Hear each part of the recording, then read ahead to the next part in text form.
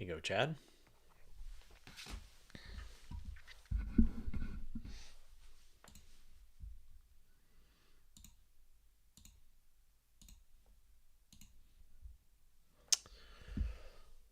Okay.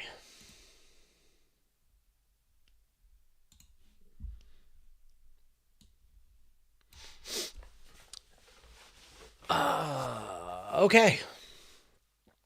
Here's some kind of confirmation. Zephan, is that you saying that we're here? That we did it?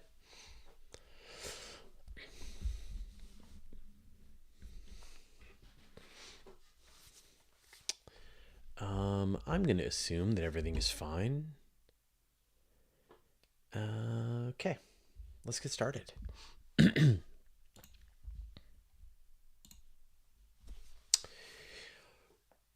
KKGT. What is the thing that James Webb can discover that challenged the current lambda cold dark matter model? The very old structures that were discovered were easily accommodated in the theory. Yeah, so when James Webb first saw galaxies at incredibly far redshifts, one surprising theme was starting to emerge, is that astronomers were seeing galaxies that were much more mature than the existing theories had expected. That, lambda cold dark matter model, lambda cold dark matter, which is essentially that the universe is dominated by dark energy and dark matter, and with a leftover being regular matter, made predictions about the amount of stuff that there should be in the universe and how quickly the first galaxies should be able to come together. And when Webb was making its observations, astronomers were surprised to find that there were these large galaxies early on in the universe, that there were supermassive black holes with billions of times the mass of the sun found within the first billion years of the universe. And that a lot of people, especially people who have alternative theories about the universe, were taking this as proof that the Big Bang was falsified, that James Webb was proving that the universe was not how the scientific consensus had said. And the reality, of course, is that there are a bunch of ways that you can interpret the models for how the universe would go. And they had a bunch of scenarios, and the and the detections made by James Webb fell within this parameter space. It was more, there were heavier galaxies earlier on than had been predicted, but there's a lot of confounding factors. When Webb first came online, the first observations that they were making were this really rough, just redshift attempt, where you're seeing a galaxy, you're attempting to figure out, based on the color of the galaxy, how far away it is, and trying to figure out what its mass is. But the really intricate work came later, when people were using James Webb to get spectroscopic data on these galaxies. And even when they were doing follow-on observations with other telescopes, like, say, the Chandra X-ray Observatory, once you've got the spectra, essentially you've got the chemical signature of the galaxy, you can see how the lines, the absorption lines of the different kinds of chemicals have been shifted to the red. That gives you a really accurate way of measuring the distance to this galaxy. And then the other thing is this idea of the survivorship bias, that that the galaxies that you're seeing are the big ones, are the anomalies, that you're not really able to see the average because they are smaller, dimmer, fainter. They're hidden by the brightness of the galaxy. So, after a year, 2 years, most of that controversy settled down. But there are a bunch of things that Webb can find. If you sort of imagine these falsifiable predictions, you say, well, we're going to make some observations, and if we see those things, then that tells us that our understanding about the Big Bang is wrong. And so I'll give you some kinds of examples. And, one of the big problems is that, the whole reason that Webb was built was to try and narrow down that parameter space of the different models for how the universe could have evolved and unfolded over the first billion years or so. Like, this is the purpose of this telescope. is to take all of these models and know which ones you can throw out and which ones are on the right track. But there are sort of very specific requirements for how much baryonic matter, how much stuff there would be in the universe at different times. We can look at our universe today. We can see how much stuff there is, just regular stuff in a volume of space. You can calculate that back to the early universe. And so when you're looking at a specific field, then you can count out the number of galaxies and you can make a prediction on how much stuff you should see in that volume of space. And if that number is higher than the predictions of what should be possible, that is a very significant blow, because you are essentially finding there's much, much more matter. And then on the flip side, you would expect a certain amount of dark matter to be present early on in the universe at certain concentrations. And it's going to have an influence over the rotations and the movements of galaxies. And so if you're sort of measuring the rotations of galaxies really far away and you're not seeing the presence of that dark matter early on, then again, that is a very significant sign that there is something wrong with the underlying model, because most of what's out there in the universe is dark matter. And then, of course, there's the influence of dark energy. And Webb really isn't the right tool for this. It's the other telescopes that have already been launched and are in the process of being launched. So you've got Nancy Grace Roman, you've got Euclid, you've got Vera Rubin, you've got the Dark Energy Survey, the Dark Energy Spectroscopic Instrument, all of these wide surveys of the universe. And they are measuring the expansion rate of the universe at different times, and also measuring how galaxy clusters are clumping together. And that will give you sort of an idea of how much influence dark energy is having. And so there is this, we are already seeing this drift in preliminary data from these different surveys that maybe dark energy is evolving over time that is different from what the astronomers were originally expecting. So, the general thing is there's a certain mass, like the most massive galaxy that you should be able to see. There's a concentration of matter that you should be seeing early on in the universe. There's a concentration of dark matter that you should be detecting through its gravity early on in the universe. And there is like a brightness, like the most distant galaxies that have ever been seen by Webb so far are in the sort of 300 million years after the Big Bang. But Webb is capable of seeing faint objects. And so if there were things that were much brighter, and we know, but if we measure the spectra, Webb measures the spectra, and we know that this object is huge and even farther, like say it is seen in the first 50 million years after the Big Bang. Well, that really is starting to throw all of the theories about how the early universe evolved out the window. So, there are plenty of falsifiable predictions that astronomers could make, that Webb could see. It has the capability to see this, that could tell you that our understanding of the Big Bang is wrong. But so far, this hasn't happened.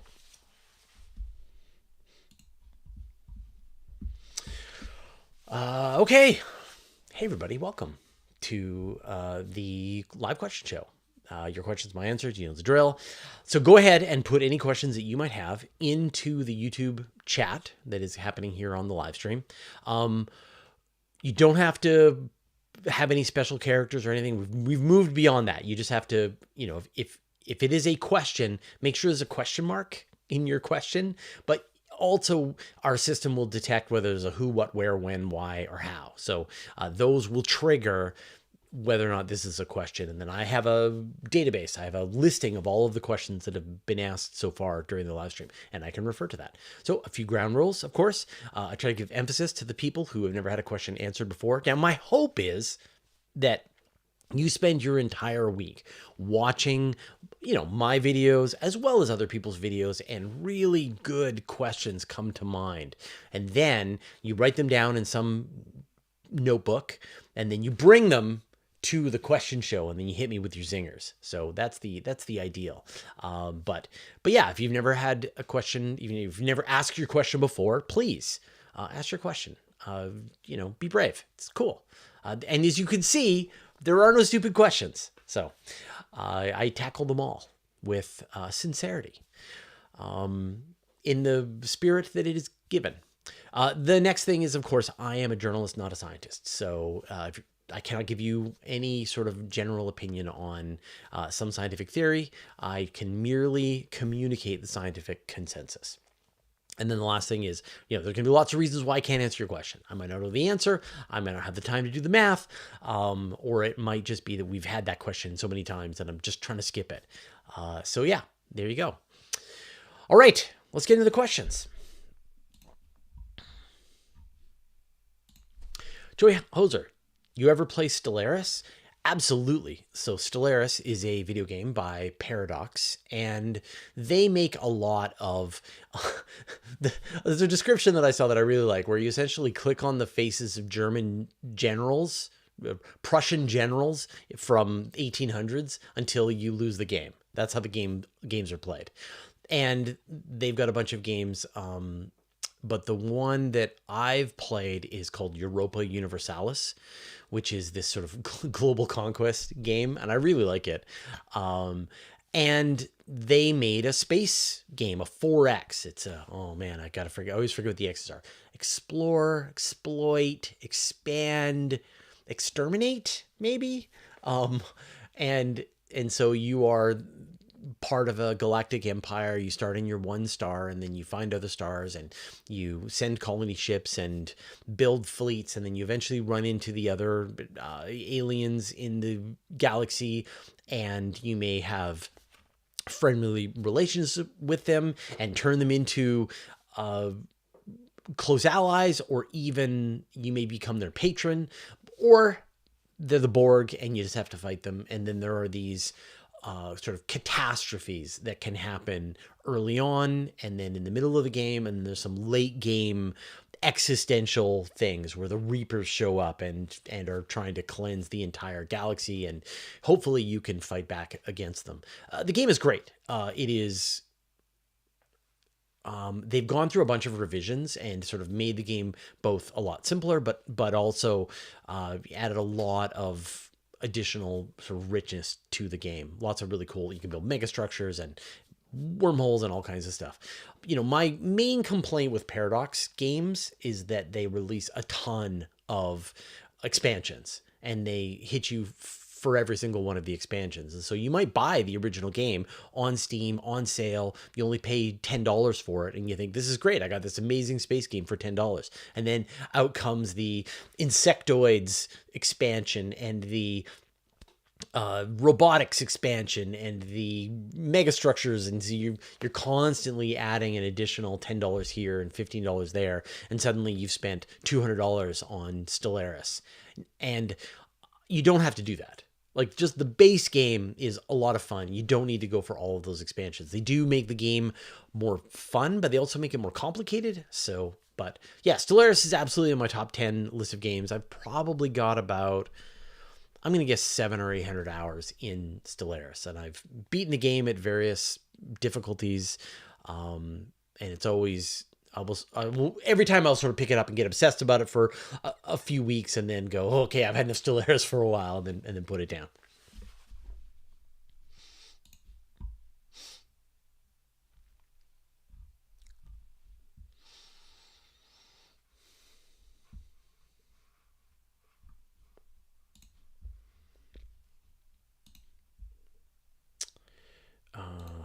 Church discography. How would they handle a viral outbreak on a fully populated starship?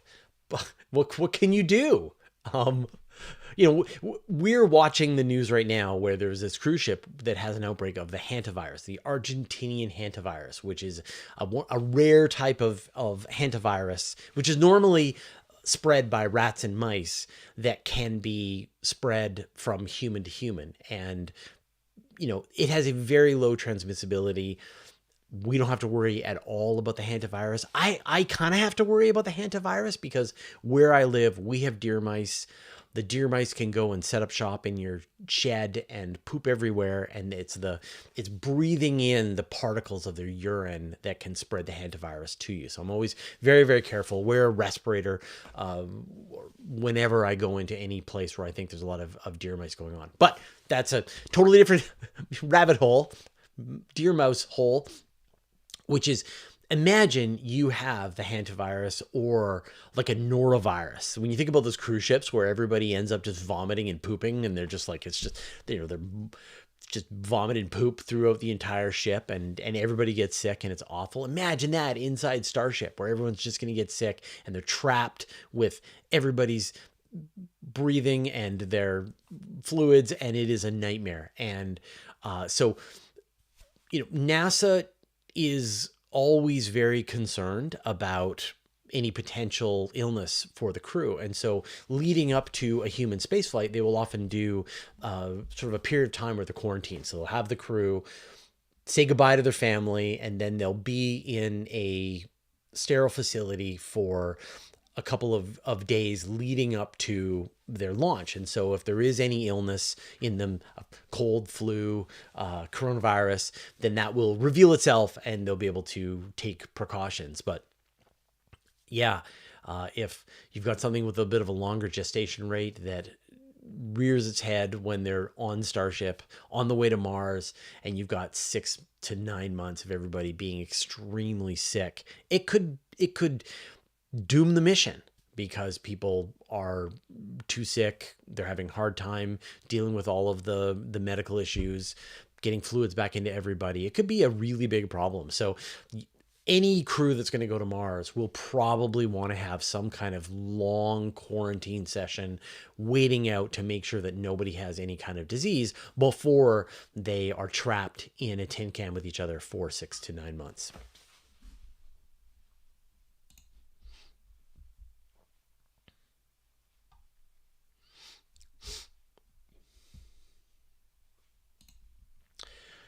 Vigo Hornblower, I'm curious, how much science can Dragonfly really do? If Titan's surface is just water ice, what kind of geology of interest is there? So the rocks on Titan, the mountains, are water ice. The sand on Titan is water ice, but there is an enormous amount of organic molecules mixed in with that. I mean, we know that at the northern latitude, there are lakes of methane. It rains methane. There are seas of methane, rivers of methane. And clouds of methane, but you're going to have a lot of organic material on the surface of Titan. We saw just these really interesting pictures that came back from the Huygens probe as it was entering the atmosphere. You could see the landscape of Titan, and then it landed on the surface, and you could see this bizarre surface with these weird little rocks on it made of water ice. And so, like, purely, like, if you're not interested on the biological side and you're just interested in the geology side, that alone is reason enough to send a helicopter to Titan. You're going to be flying around. You're going to be seeing what sand dunes do on Titan. You're going to be seeing what the layers of rock, seeing ancient impact craters on Mars, and all of that is going to be really interesting to geologists. But then to chemists and astrobiologists, you're also seeing the interactions between these organic chemicals on the surface of this planet and how they're interacting with the very thick atmospheric haze. So there is no shortage of science that's going to be done from Titan Dragonfly. And I think, you know, with all missions, often we don't know. Well, we don't know. We don't know what is going to be the exciting thing that people are going to be finding there. That once we actually arrive, and there's a bunch of science goals that the scientists are attempting to achieve, then they're going to find something new, something totally unexpected that is going to sort of revolutionize our understanding about Titan. And you only get that when you have boots on the ground, or in this case, a helicopter in the air. So yeah, absolutely worth sending a helicopter to Titan to learn more.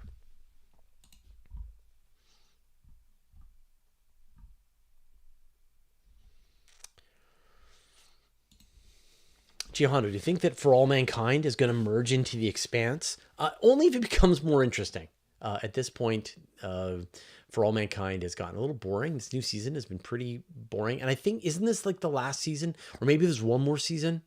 And then there's going to be, I know there's going to be the spinoff with Star City, which is the Russian spaceflight perspective. But, you know, there's a lot of other stuff in the Expanse that isn't really tackled by For All Mankind. Totally different stories. But like, you know, like, I think what's happening in the new season of For All Mankind is that you're seeing this independence movement on Mars, people trying to live independently from Earth and the events that lead up to that. And when you're in the Expanse, this has already happened with Mars, and it's happened in the asteroid belt. And you have these distinct civilizations living on Mars, living on Earth, and living in the asteroid belt. And I think that story is sort of the natural story that you want to tell. You know, it's tackled in Red Mars, Blue Mars, Green Mars, and you know, it's a standard. I mean, it's just a trope in human history that a small colony sets up, is under the thumb of the monarchy, right? Isn't this is the story of the United States? And then they ask for more rights, more permissions. What is it? Regulation without representation. I forget. You know, we didn't have this in Canada. And eventually they had a war to declare their independence. And that, I think, there are a lot of countries where they have some version of that story. So it is deep in the mythos of humanity. And so, of course, that is the kind of story that we imagine the future for Mars. And that is the story that happened in the history, in the past of the Expanse.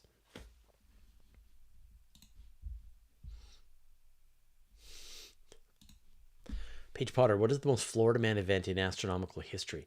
In astronomical history, I mean, I think about spaceflight history is the astronaut, the space shuttle astronaut who crossed several states to threaten I don't even remember what it was about. All I remember is that she wore a diaper. So that felt very Florida man. What is it? So, okay. Tycho Brahe, who was, you know, obviously an astronomer of legend, was the one who charted the movements of the planets very, very carefully. And then that was used by Kepler to develop his theories about planetary motion. You know, Copernicus had figured that the planets would be going in circles around, but the actual movements of the planets didn't match that. And it was Kepler, based on Brahe's observations, to figure out that in fact the planets follow ellipses, and then that explained the movements of the planets. And apparently Tycho Brahe was at a dinner with some important people, maybe the King of Denmark, I forget exactly. And it was so important that he wouldn't let himself go to the bathroom, and then had a kidney infection and died. So that seems pretty Florida man. Yeah. There you go. No taxation without representation.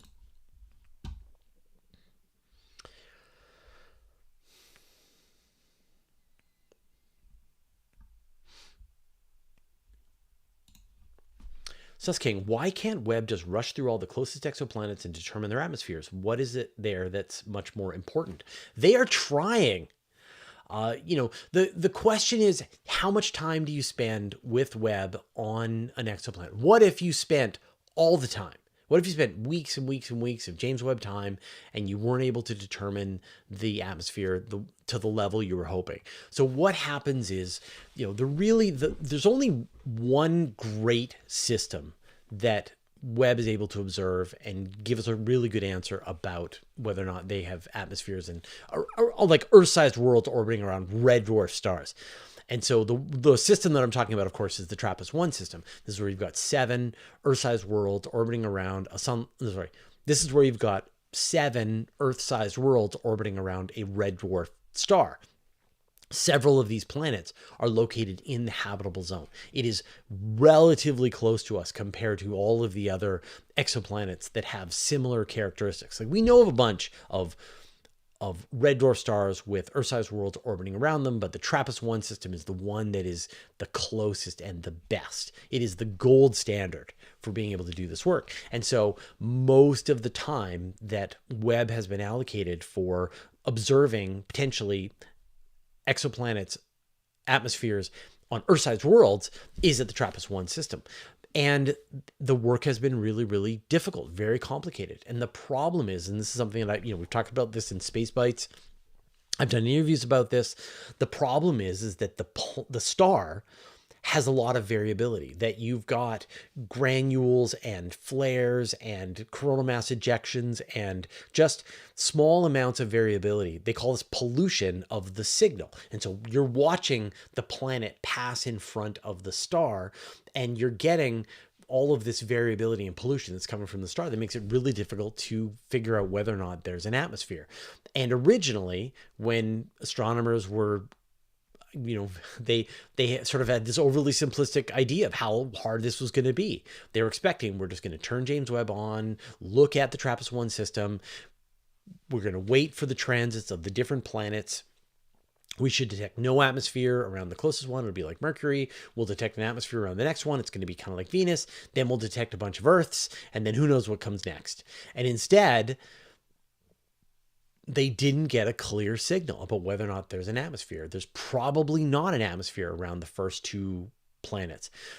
They don't know if there's an atmosphere around the third one. Maybe not, but some people think maybe. And so as long as you have this inconclusive sort of level of data, then people are going to have these arguments about it. And so there's no reason to believe that more Webb time will get you what you need. But we have reported on some papers that have proposed, like, what is the number? And that you probably want like 9 transits of a planet, both across the front of the star as well as going behind the star.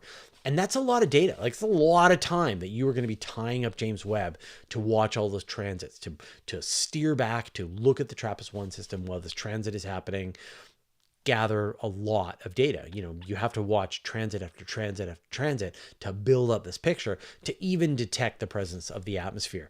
And Webb's got a lot of jobs to do. It is trying to figure out what the first billion years of the universe looked like. It's trying to understand how the building blocks of galaxies came together. It's looking at objects within the solar system. It's got to check when interstellar objects pass through. It has a very busy schedule, but there is a lot of time in every cycle that has been dedicated to the TRAPPIST-1 system, because that is the best chance. And if they find it at the TRAPPIST-1 system, then they can go and look at some other red dwarf system and go from there. But yeah, it's just, they're throwing tons of time at it, and it's still not enough for them to get a conclusive answer. And it might be that we need a different telescope. So the European Space Agency is launching a telescope called Ariel, which is in 2029. And that is specifically only going to be looking at exoplanetary atmospheres, although it's going to be looking at lots of different kinds of planets, hot Jupiters, mini Neptunes, things like that. And then you've got the recent Pandora telescope that just launched. And the same thing, it's going to be looking at 20 exoplanets, measuring their atmospheres. And it's going to put in, like, it's going to make 10 observations of each one of these planets every year and do like 24 hours of observations on each one of these planets over the course of the first year. And it should operate just year after year after year. So it might not be that James Webb is going to be the right tool for the job. It is a Swiss Army knife. It can do a lot of stuff. It is the greatest telescope that humanity's ever built, but it is not the best possible instrument that can be imagined to do the work of examining exoplanetary atmospheres. It might just need to be a better spacecraft to finally launch. And that will probably be Ariel in 2029 to 2032.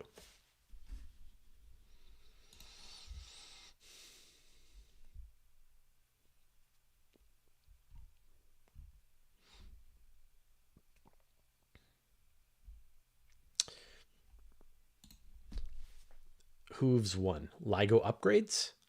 Yes. LIGO is down right now. Is the Laser Interferometer Gravitational Wave Observatory, which is, there's 2 facilities in the United States. One is in Washington and one is in Louisiana. And these are designed to measure gravitational waves as they pass through the Earth. And they finished their most recent observing run, and now they're taking a break to do upgrades on the optics.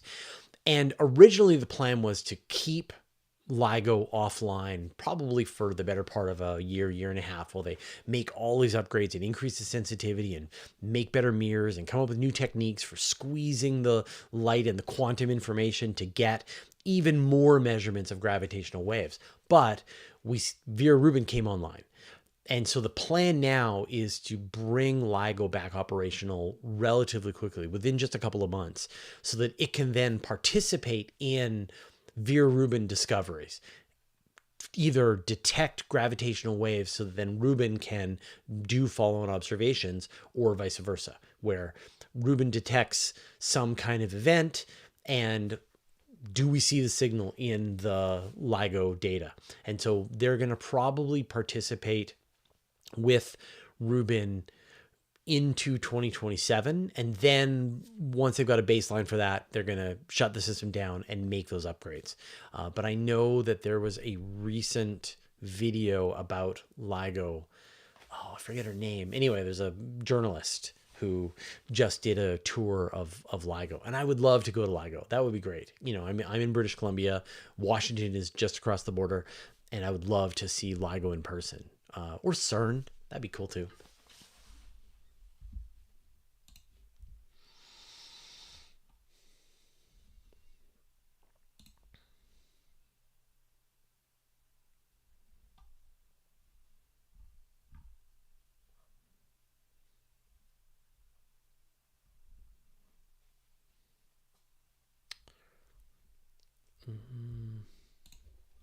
Nunya, from a technical standpoint, is there a maximum amount of time which James Webb can focus on a single target?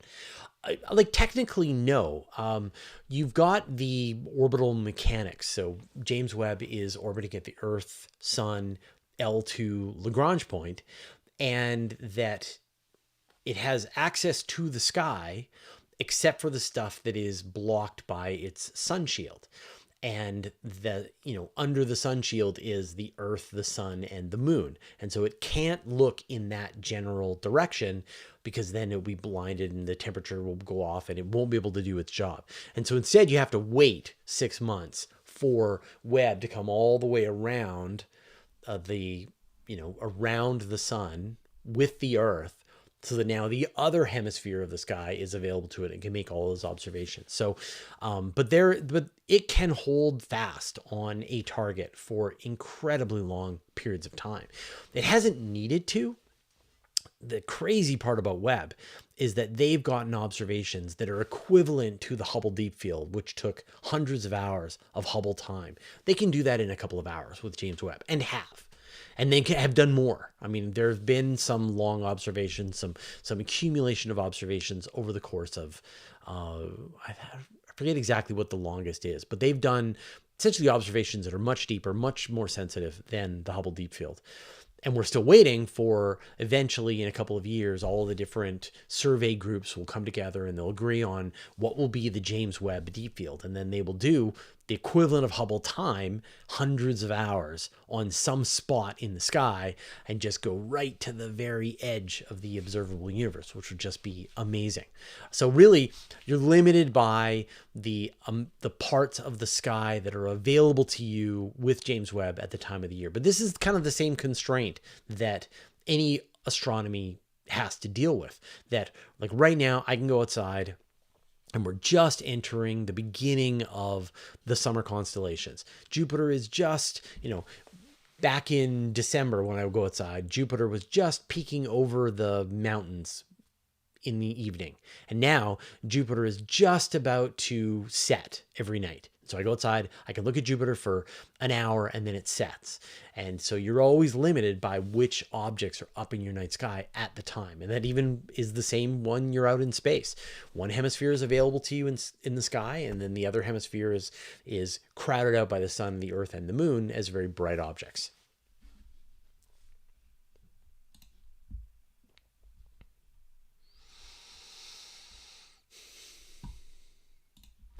Paige Potter, since adding the bonus questions and promoting it and such, have you seen notably more traffic on Patreon? I have no idea. I don't really think about that. So the big jump in Patreon that we got was like a year ago, when I decided to remove all the ads from the Universe Today website and the newsletter and the podcast, and go ad free as much as possible, and instead just fund Universe Today purely on Patreon. And that was a huge response. We got like an extra 1,000, 1,500 patrons, and it just completely closed the revenue gap, made made advertising unnecessary. I don't have to worry about search engines. I don't have to worry about I don't have to worry about AI slop. I don't worry about advertisers, anything. It's crazy.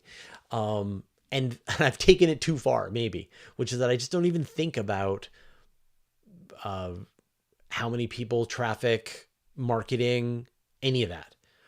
Anton thinks about that. It's my producer and the editor on Space Bites. He likes to think about that kind of stuff.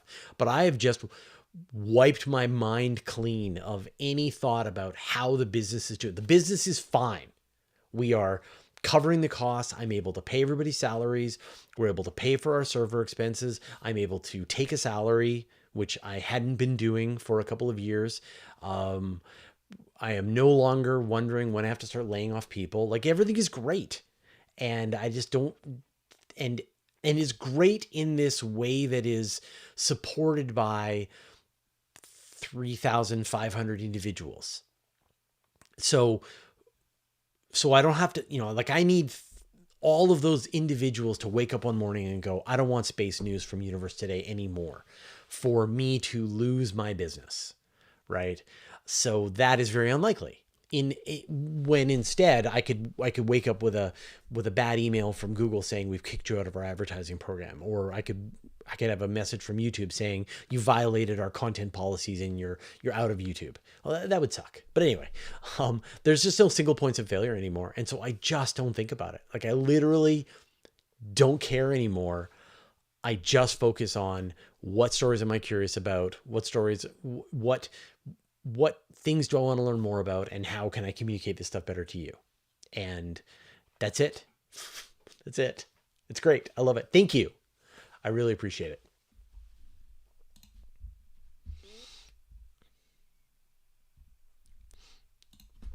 James McIntosh, aren't there a couple more LIGOs? So there's two other facilities. One is called Virgo, which is the European version of LIGO. And then there's Kagra, which is it in Japan? Or is it in India? Hold on.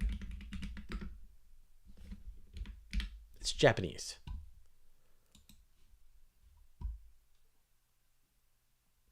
Yeah. So, and then there's Kagra, which is a Japanese observatory. Those aren't as sensitive as the LIGO, but between the four of them, you get this much better view of gravitational waves, because now you've got four different perspectives and you can detect in 3 dimensions where the gravitational waves are coming from. Before, when you just had LIGO, we just had 2 points of measurement. Then you could know roughly which hemisphere the gravitational wave was coming from. Like it came from the left or it came from the right. But once you add Kagra and Virgo, now we're getting perfect 3-dimensional view of the sky. We know that it came from this tiny little spot in the sky. Now, the Virgo and Kagra aren't as sensitive as LIGO, so there are gravitational waves that only LIGO can detect. But you've got this great collaboration between all of these big gravitational wave observatories, so that they're developing techniques in one and then utilizing those techniques with the other observatories for them all to improve. And as new gravitational wave observatories are installed, it should just continue on this. There's the Einstein telescope. There's the Cosmic Explorer, which is going to be this 40-kilometer arm version of the of a gravitational wave observatory. So like the LIGO ones are 10 kilometers long, and so the Cosmic Explorer will be 40, I think. And so there's a bunch more gravitational wave observatories. They just keep adding to the network as they get built.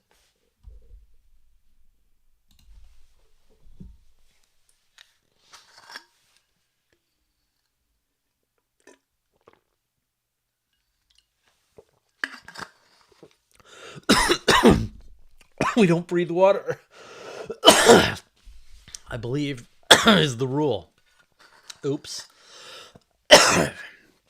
We definitely don't breathe water.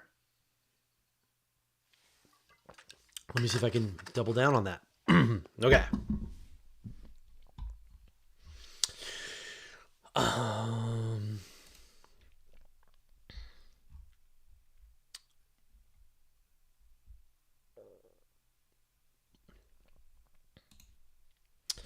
LB Turner, I read that where James Webb found a large galaxy that has no rotation, couldn't that just be a cluster of small galaxies, something hard to distinguish at such a great distance?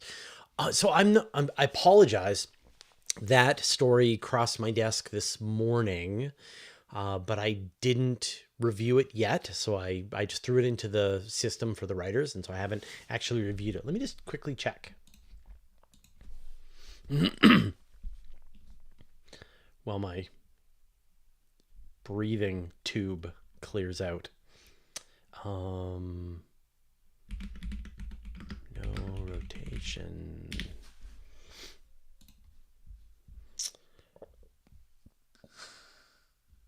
Oh God, man, Google is so bad. I'll go for Science Daily. Okay. Right, this was the University of California, Davis.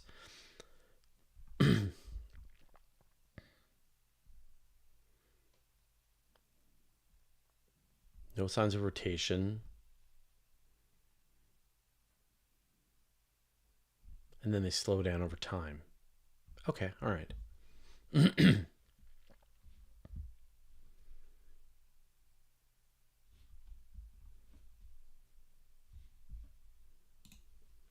Right. So this is an observation by James Webb of a galaxy seen early on in the universe. And around us today, we see galaxies that are large and mature and have slowed down. They've accumulated a lot of material. They sort of reached their rotation speed. But it's expected that the earlier galaxies, as they're funneling in gas and dust to build stars, will be spinning a lot more rapidly. And they've found an example of a galaxy that doesn't seem to be doing that. That is behaving like a more mature galaxy that you would see later on in the universe. And I guess the question you're asking is, could it just be a cluster of small galaxies? I mean, I would have to see the actual images of the galaxy and know what they were looking at, but that you can absolutely tell a galaxy versus a cluster of other small galaxies. And the way astronomers can measure the rotation rate of a galaxy is that you're essentially looking at the two halves of the galaxy, and then you're measuring the redshift or blue shift of the stars that are on that. So you're looking at one half of the galaxy, and you know the overall redshift of the galaxy. You know how fast this galaxy is moving away from us in general. And then you're looking at one half of the galaxy, and you're seeing what speed the stars are added or subtracted from that redshift. And then you're looking on the other half of the galaxy and seeing what that is added or subtracted from the redshift. And you can literally measure the rotation rate of the galaxy, in addition to the fact that this galaxy is accelerating away from us, which is just absolutely incredible. And so, you wouldn't get that kind of behavior from a cluster of galaxies that were orbiting around each other and they were individually spinning. This is the only something you can see from a large galaxy that is rotating.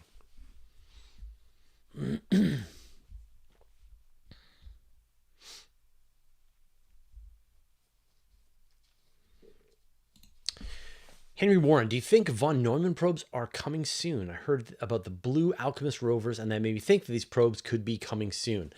So Blue Alchemist is a plan from Blue Origin to do in situ resource utilization, ISRU. And so they're planning on scooping up regolith from the surface of the moon and then processing it into various useful substances, metals, oxygen, maybe make water, various volatiles. Like they've got a whole laundry list of things that they're trying to do. And this is interesting and exciting enough to NASA that they've been funding them. I think they gave them, like $100 million to continue some tests. We should be seeing some actual practical tests of the Blue Origin, the Blue Alchemist, even on the moon in the next couple of years, which is great, really exciting. But just digging up regolith, using solar energy, turning that into little piles of iron or titanium or magnesium out of the regolith or silicon is a long way from having a chip fab that allows you to actually manufacture the chips that would be required for you to have artificial intelligence for your spacecraft that could be then making copies of itself out of the asteroid belt and so on. So no, we are nowhere near close enough being able to build von Neumann probes. But there was a paper, there's an interview that I did about 2 years ago, maybe. And that this is a researcher who was sort of laying out how you might actually build a self-replicating robot factory on the surface of the moon. And the trick is that, here on Earth, when we think about the chips, when we think about the chips that are on our phone or our computers or whatever, it is built with what are essentially the most expensive machines on Earth. The chip fabs, they're only designed out of this company out of the Netherlands.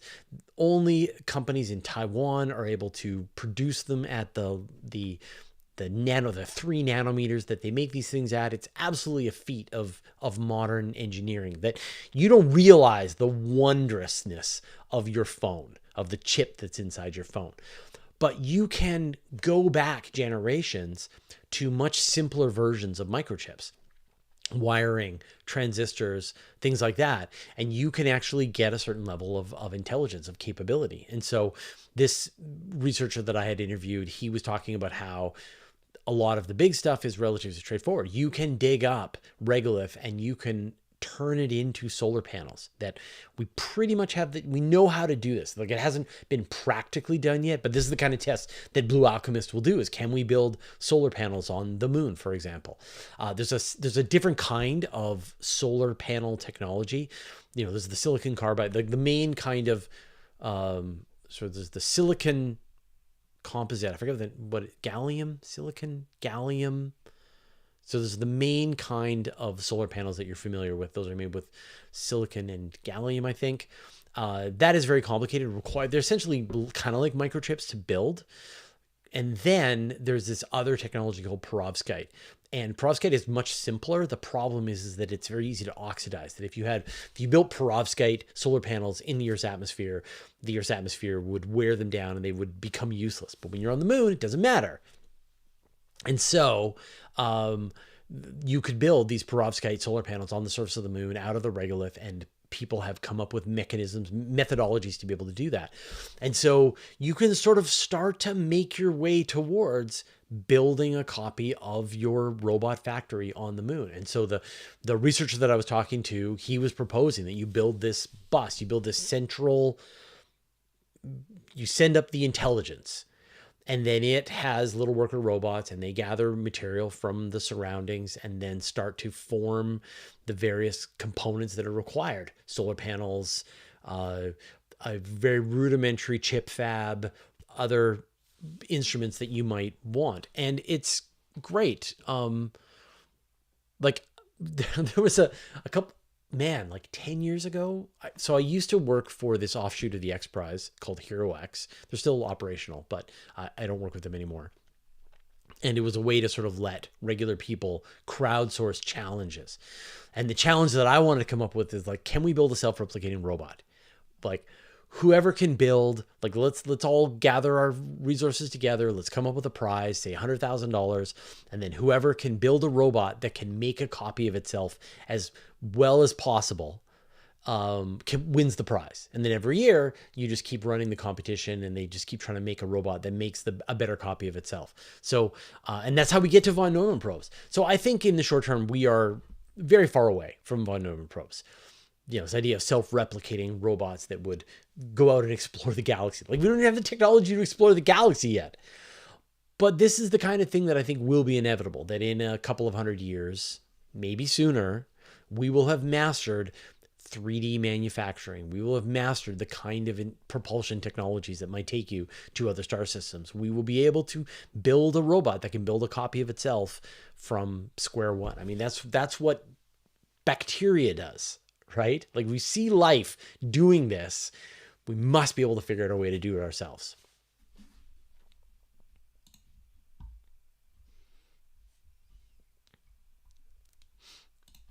Ted Krause, what is the astronaut protection for long-term use, like to Mars or the moon long-time habitation?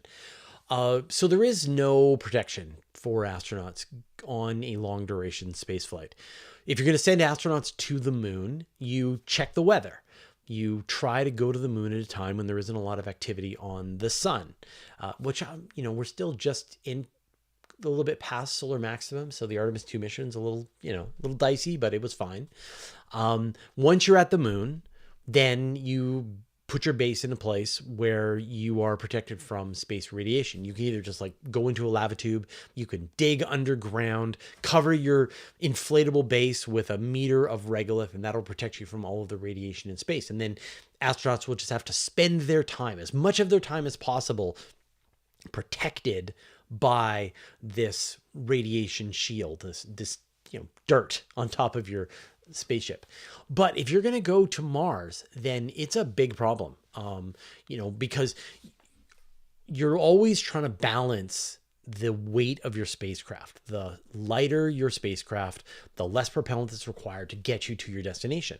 And if you're going to put a meter of ice or regolith around your spaceship, you're adding thousands of tons to the weight of your spaceship. And then you're going to need more propellant, and then that's going to require more shielding. So the Artemis capsule, the Orion capsule, they had policies, they had plans for if there was a solar storm, which is that the astronauts would build a fort inside the Orion capsule, that they would gather together all of their supplies, all of their water, all of their equipment, their electronics, everything they've got, and they would go and hide out in the best protected component of the capsule, and they would have this igloo, this fort built of their densest supplies to try and protect them from the radiation. That works if it's a one-time event. If it's a solar storm is passing through, you just want to make sure you're okay for an hour while the solar storm is passing through, and then you dismantle your fort and then go back to what you're doing. But if you're going to Mars, it's not just the risks of solar storms. I mean, you are at, you have 9 months that you are on your way to Mars, and there's a chance that a solar storm is going to come through. But there is just the ongoing radiation that comes from cosmic rays, and that they're going to pass right through your bouncy fort. They're going to pass right through your fort. And so on average, astronauts on this long-term journey will receive about 200 times as much radiation as a person who's down on the surface of the Earth. And the consequence is that you will experience higher rates of cancer down the road. That these, as these cosmic rays pass through your body, they are liberating atoms out of your DNA. And then those DNA can go on to mutate as they split, and you can have cancer. And there's just no plan. Like, there just is no strategy for this. We have no way. Like, you can have a little bit more shielding, but the little bit more shielding is going to require weight. There is some really interesting research that's being done. There was a paper that we reported on Universe Today about crystals that can be used to maybe direct cosmic rays. So there's different ideas, but so far none of these are at the point where you can reduce the risk entirely of a deep space mission. Astronauts going to Mars are going to have higher rates of cancer when they come home, and that's just the reality. Like people trying to fix Chernobyl.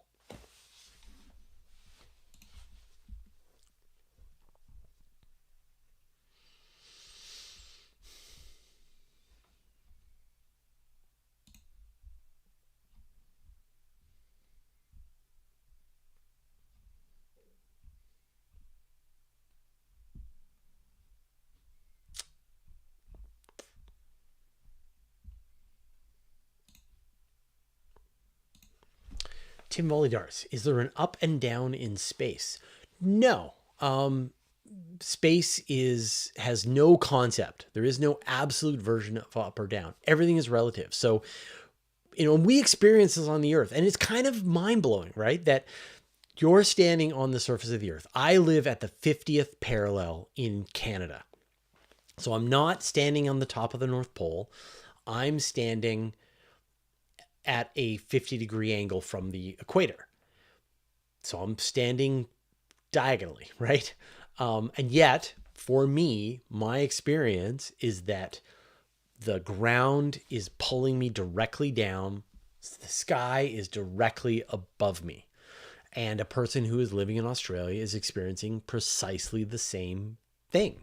They are experiencing that the ground is pulling them down and the sky is directly above them, and that they are, that it is this sort of perfect 90-degree angle to what you experience. And all the humans on the entire planet, they think that they have a concept of what is up and what is down, but really it's just what is up and what is down for them. Now, if you take one level out and you sort of see the Earth rotating, the Earth does appear to be rotating along its axis, but its axis is tilted at 23.5 degrees. So what it seems to be up or down, even for the Earth, is at an angle. There is the plane of the ecliptic, and there is this sort of there's the sun's equator that you could sort of imagine it extending out, where there is an up above the sun and there is a down below the sun. But again, that is just entirely relative. If you could stand on the sun, which you can't, I do not recommend it, then you would experience the sun pulling you down, and that space is directly overhead. And the solar system disk does not line up with the Milky Way. That you can go outside and you can actually experience this for yourself. If you know the motion of the moon, like night after night after night, or even the sun, you know where the sun goes across your sky. And if you go to a place with dark skies, you can see what the Milky Way does. And so for me, the Milky Way kind of goes on this big slash overhead. And then the sun follows this path across the sky to the south. And so the tilt of the solar system and the tilt of the Milky Way, it's like 60 degrees. So they're not lined up. And then Andromeda's not lined up with the Milky Way, because we can look at Andromeda and we can see it sort of tilted. So we're not lined up with Andromeda. Nothing is lined up.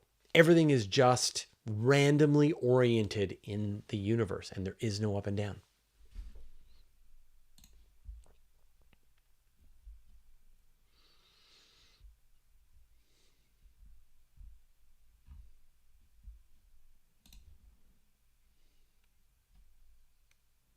Sid Vicious, 50th parallel. Yeah, Vancouver Island. Yep.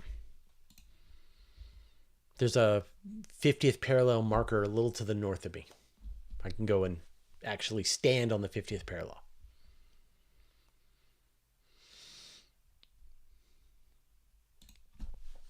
Dougal, how much protection would an electrically charged hull of a spaceship provide? So back to the idea of radiation protection for astronauts. Why don't they just answer that people give is, well, why don't we just put an electromagnetic field around a spacecraft? This is how the Earth is protecting us from the radiation in space. Why don't we just do the same thing? That we have we have power, we can run electricity in this grid around the spaceship, and that we should be able to redirect the cosmic rays so that they don't cause damage. And it theoretically would work.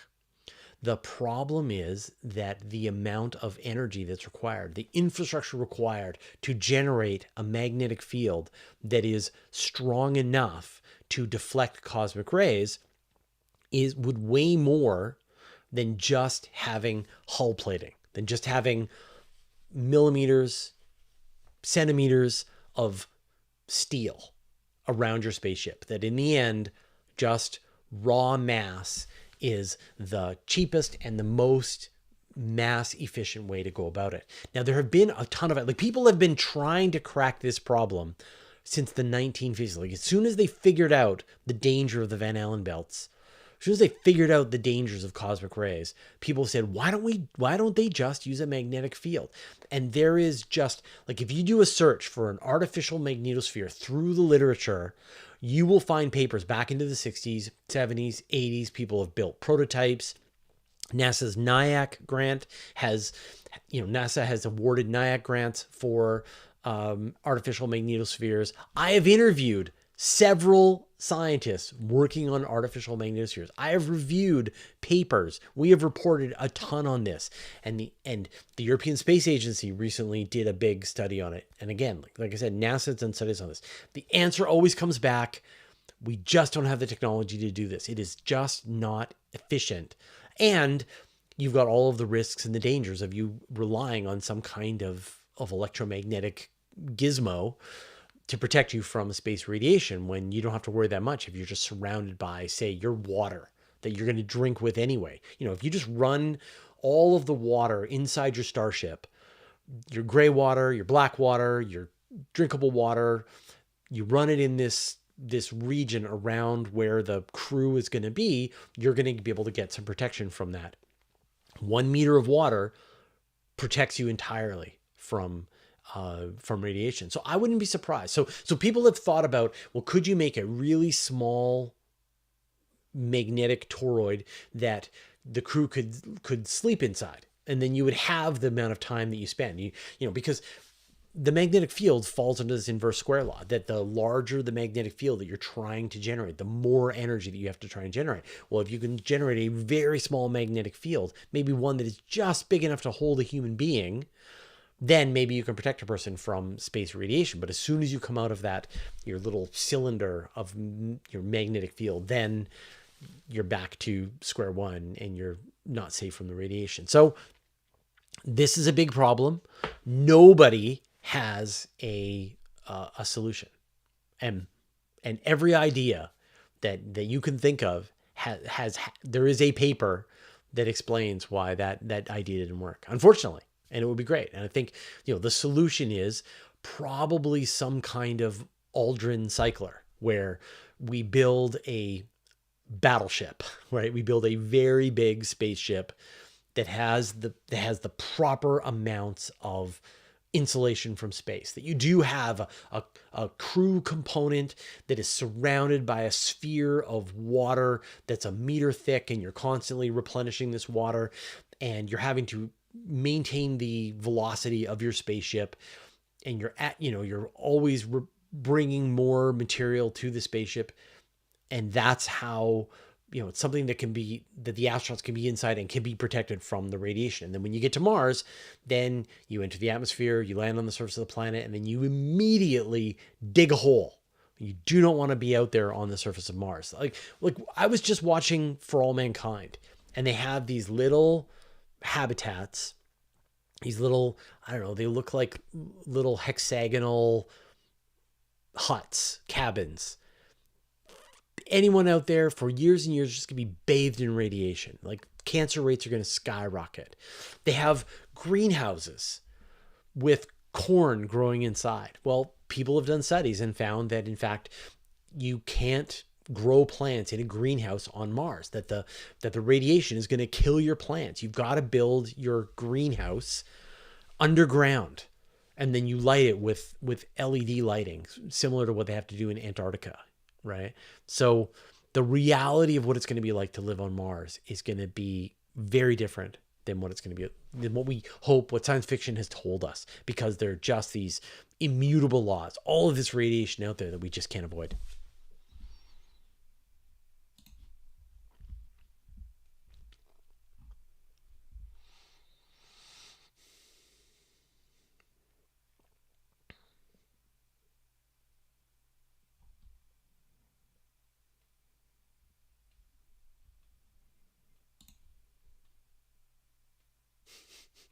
Church discography. Can we get an international treaty banning off-Earth pickleball? Huh. That's harsh, but fair.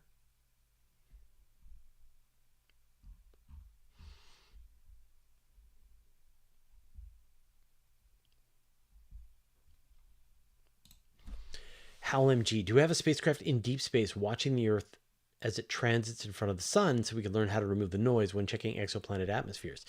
So very close. There's actually a new telescope that was installed at the Paranal Observatory in Chile. And this is one of the sites for the European Southern Observatory. And they have this solar telescope that is watching the sun. and is measuring the variability of the sun, all of the little flares and all of the little granules, and trying to understand how that influences the observations of exoplanets and going around their stars. So what you're proposing is essentially exactly a new telescope that just saw first light like a month ago for this exact job. So you are the idea that occurred to you has occurred to the astronomers, and they actually built the telescope to do this. And so after a couple of years of doing all of these observations of the sun, they'll have a much better understanding of what our star does and how it would pollute observations of planetary transits. The other thing that's great is there's this spacecraft, there's a spacecraft called the Proba 3 satellite.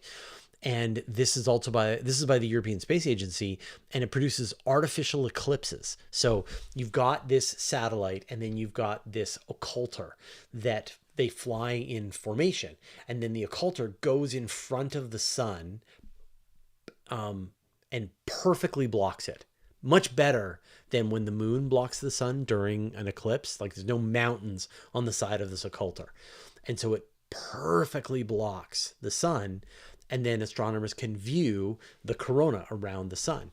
And it does like one of these every single day, or two of them every single day. And the eclipses last for much longer than real eclipses last. And so there is a spacecraft right now out in space that is producing hours and hours of eclipse footage that we just can't get from the Earth, which is really cool. And so that will also feed into, so not just what we see on the surface of the sun, but the environment, the atmosphere around the sun, and how that will influence our observations of exoplanets. So, you know, like in general, when astronomers go into one of these new fields, they don't realize, I mean, all scientists really, they don't realize how complicated, how difficult, how many variables there are going to be. They only reveal themselves once you're neck deep in the work. And so now, turns out, stellar pollution, huge problem.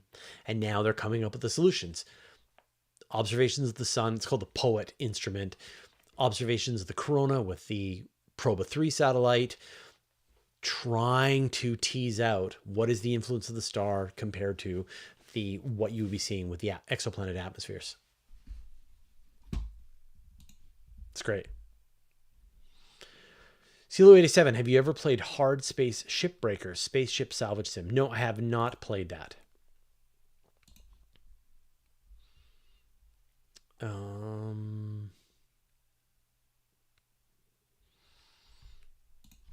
Funky Loiso, what kind of mission would we need to categorize every star system in some radius around us? This question that you were just asking me is like a version of the question that I am always asking astronomers, because, man, it would be amazing if we could look at, say, all of the star systems within a 10 light year radius of us. Like, I think there's 10 within 10 light years of us, or within a 100 light year radius. And then I think there's 1,000 star systems in that region. But yeah, and like, what would it take for us to just know what's in that star system in the way that we know what's in the solar system? We know that we have the 8 planets plus the dwarf planets plus the Kuiper belt plus the asteroid belt. We know about the moons that are going around those planets. And the two main methods of observing exoplanets is the radial velocity method and the transit method. And those both are, you need the star and the planet to be lined up from our perspective. So with the radial velocity method, you've got the star and you've got the planet is orbiting around the star, and it's causing the star to kind of move towards us and away from us a little bit. And we measure that change in the speed, because essentially the planet is pulling at it with its gravity that's in front, and then it's pulling it away with gravity is behind and pulling in front. And we can measure that wobble of the star, and that tells us the mass of the planet. But if the planet is up above, then you don't get that wobble back and forth from our perspective. The transit method is even more precise. Like with the radial velocity, the planet can be a little above or a little below. As long as they're roughly aligned from our perspective, we can make those observations. The transit method, it's got to be perfectly lined up.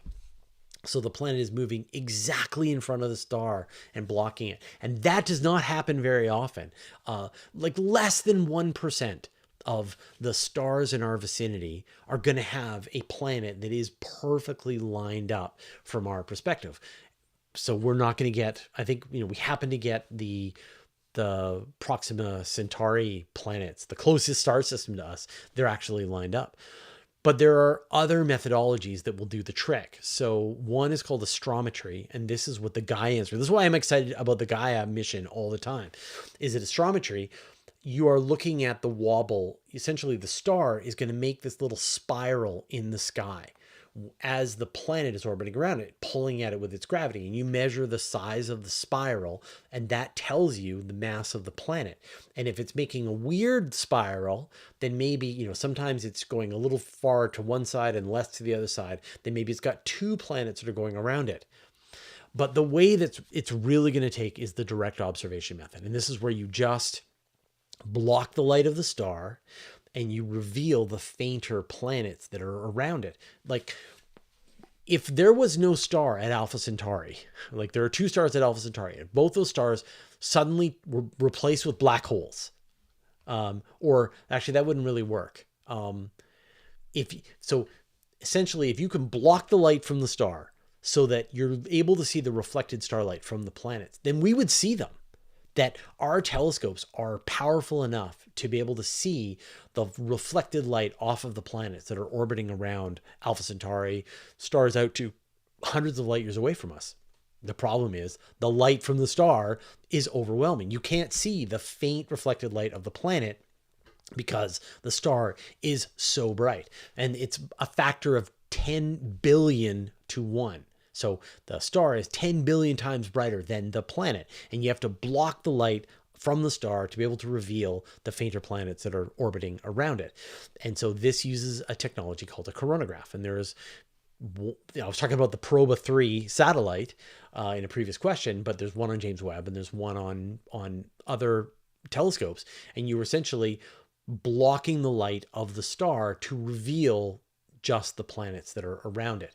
And so we would need a much better version of a coronagraph. And this is the plan for the upcoming Habitable Worlds Observatory and the Large Interferometer for Exoplanets. These are the two next big Earth 2.0 hunting telescopes that are going to be built, that they will have powerful coronagraphs. They'll block the light from the star. They will reveal the fainter planets that are orbiting around that. But you will still be constrained to the faintest planets that you can see. That we might be able to see the Jupiter-sized planets, we'll be able to even see the Earth-sized worlds orbiting around these stars, but we won't get a proper, full sort of listing of all of the objects in that solar system yet. But then, better coronagraphs, more powerful telescopes, go into space. I would say, once we have the Habitable Worlds Observatory, once we have the Large Interferometer for Exoplanets, we will get a proper census of all of the star systems that are in our vicinity and all of the planets that are around those stars. So we are just a couple of telescope generations away from that being possible.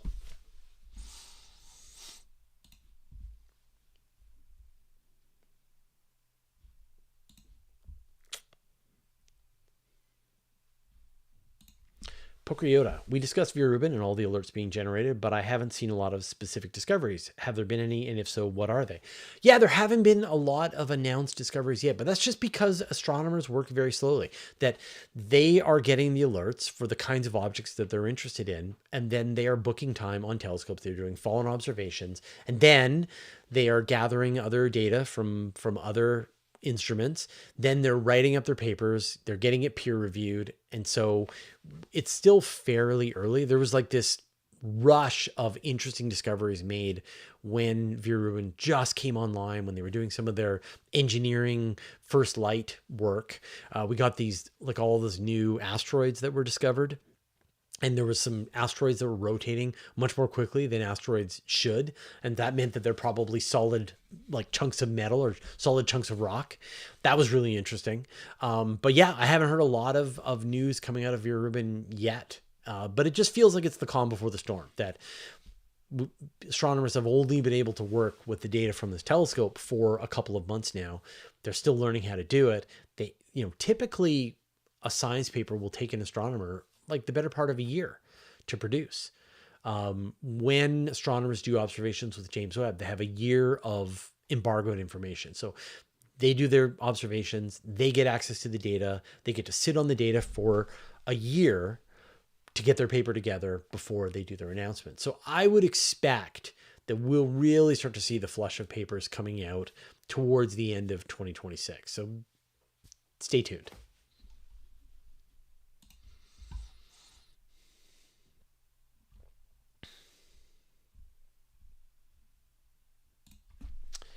Mimi Virus, which dwarf planet do you think humanity should explore next?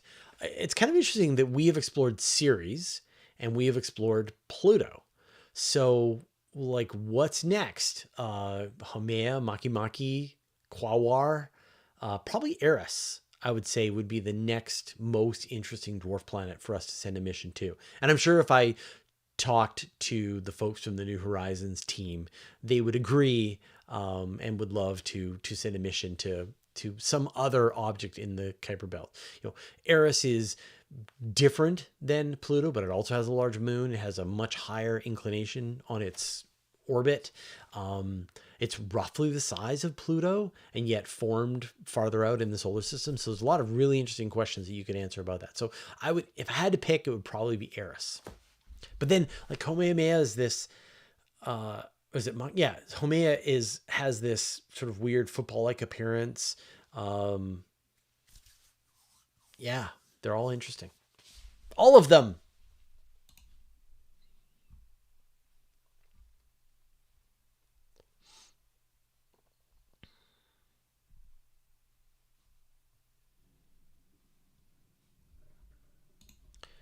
Mr. AJ Mitchell, do you think that nature can produce an animal that went extinct already? I don't necessarily mean dinosaurs.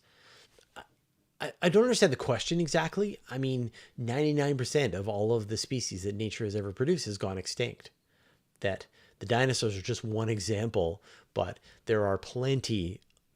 All life tends to go extinct. All of the various pathways that evolution is trying out, it is very quick to throw the results in the garbage and move on to whatever is the new hotness. And when you look at the fact that all of the life that has ever been on planet Earth, almost all of it has gone extinct, when's our turn?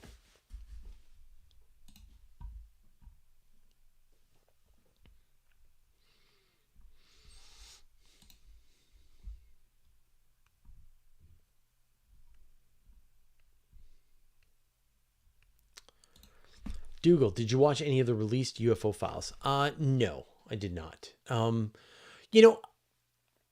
I've been doing this long enough that I'm going to wait for other people to review this footage and let me know if there's anything interesting in it there. Mick West is my go-to. He does just an amazing job of analyzing whatever data he can find in these videos and try to identify what it is. From what I understand, most of the new videos that have been released are various versions of lens flares, infrared lens flares. What remains are clearly balloons that even this one with a bunch of windmills really just looks like a balloon. So until there is an object that the scientific community is really excited about, I don't need to look at it right now. I can't provide any value. I don't have the tools to be able to evaluate it, to know what it is that I'm looking at. And so I'm just going to wait for scientists to let me know what they see.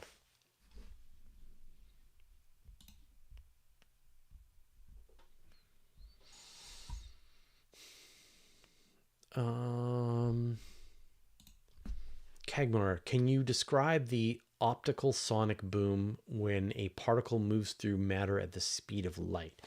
So are you talking about Cherenkov radiation? Is that the thing that you're talking about? So a thing that happens is that, we have cosmic rays that are moving at almost the speed of light. And when they hit the atmosphere, they crash into the atmosphere and they generate radiation. And the radiation is moving through a medium. In this case, it's moving through the atmosphere. And that the particle is now going faster than the radiation can, and you get this blue glow.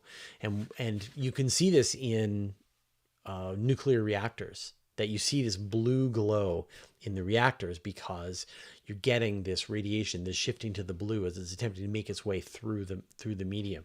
One of the cool things about, there are these Cherenkov detectors, so these telescopes that are set up on the surface of the Earth, and they're watching for cosmic rays and other particles to crash into the atmosphere.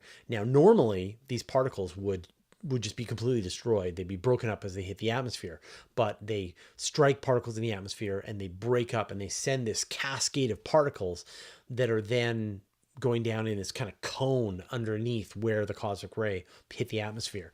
And the really amazing thing about this is that they're still moving at relativistic speeds. They're experiencing time dilation. And so these particles should have decayed. Like, they're generated as the particles strike the atmosphere. They should have decayed, but because they're experiencing time dilation, from their perspective, they have a longer lifespan and they're able to make it all the way down through the atmosphere and strike the detectors. There was a great post that that Ethan Siegel did a couple of weeks ago about Cherenkov radiation, and sort of explained how Cherenkov radiation works. It's really good. I apologize, I don't have it handy, but it's really cool.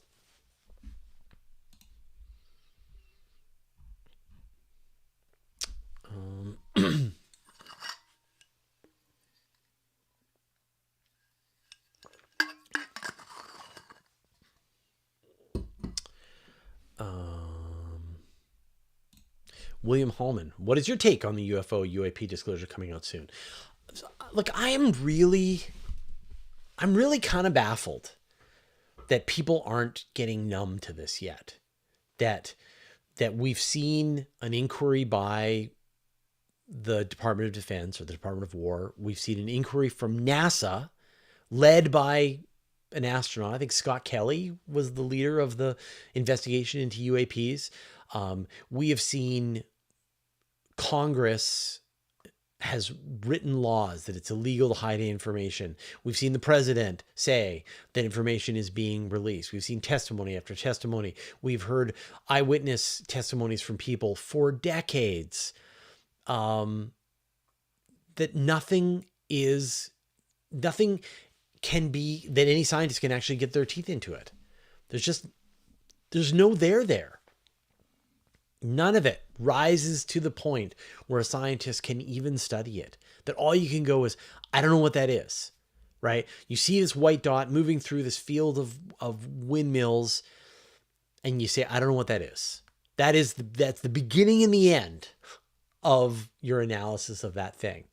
And then someone says, oh yeah, well, if you motion stabilize the object, and you work out the geometry of what the altitude of the drone that took the image, you get this movement, and it turns out that the object is actually much closer to you than it looks like it is. Things are explained very, very easily. And I think that there is this undercurrent. What really drives this whole fascination with UFOs and UAPs is that there is this conspiracy theory thinking that there is something that is being hidden by the government to us, that they are not telling us the whole truth about what's going on. And you see this distrust of the government across many different parts of our society. Birds aren't real. I know that's a parody, but anyway. And I think that's clearly what's driving it. Sort of like this desire to finally uncover the lies that the government is spinning about reality in some way. And what bigger lie could the government be hiding than the existence of aliens? What is the most profound scientific question that humanity, I think, can possibly ask? Are we alone in the universe? There is an answer to that question. We might be alone. We might not be. It would be great to know the answer to that question. And that there are people who are telling us that they know the answer to that question, right? It's like the same thing. Like, is there a creator to the universe? What is the purpose of our existence, right? These are deep philosophical questions, ones that you ask people who spend their lifetime studying these ideas. They are not able to give you a firm answer because it is so complicated, so difficult. And then people come along and give you an answer, but they don't back it up with the kind of evidence that is required. You know, the Carl Sagan quote that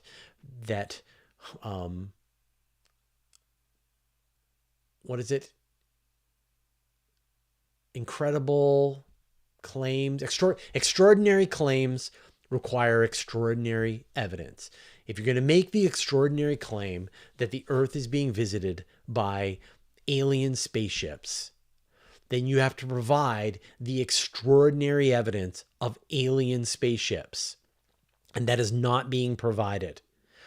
No spaceship part has ever been delivered into the hands of materials scientists. No alien DNA has ever been delivered into the hands. No body part of an alien has ever been delivered into the hands of biologists so that they can study it. No, like, really good images that are legitimate of spacecraft with working, functioning components has been delivered into the hands of engineers so that they can try and figure out what it is that is going on. It is always like right at the very limits of what a blurry camera can see. And now we live in this world where billions and billions of people have really high quality sensing technology in their pocket at all times. And the moment some spacecraft was hovering over a city, they would be able to take a video of it, and it would change our entire destiny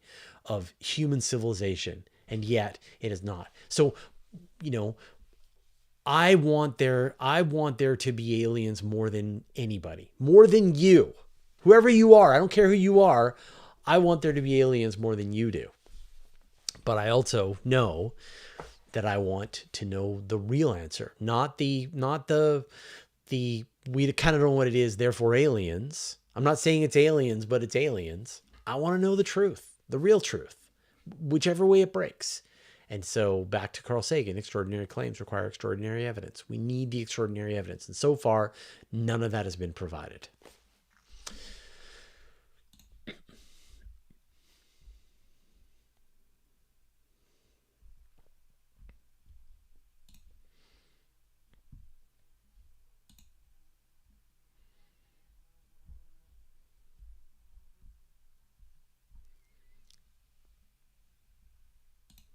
Michael Blacktree. Of course, there's an answer to the "Are we alone?" question, but I bet it also has an asterisk. I don't think it has an asterisk.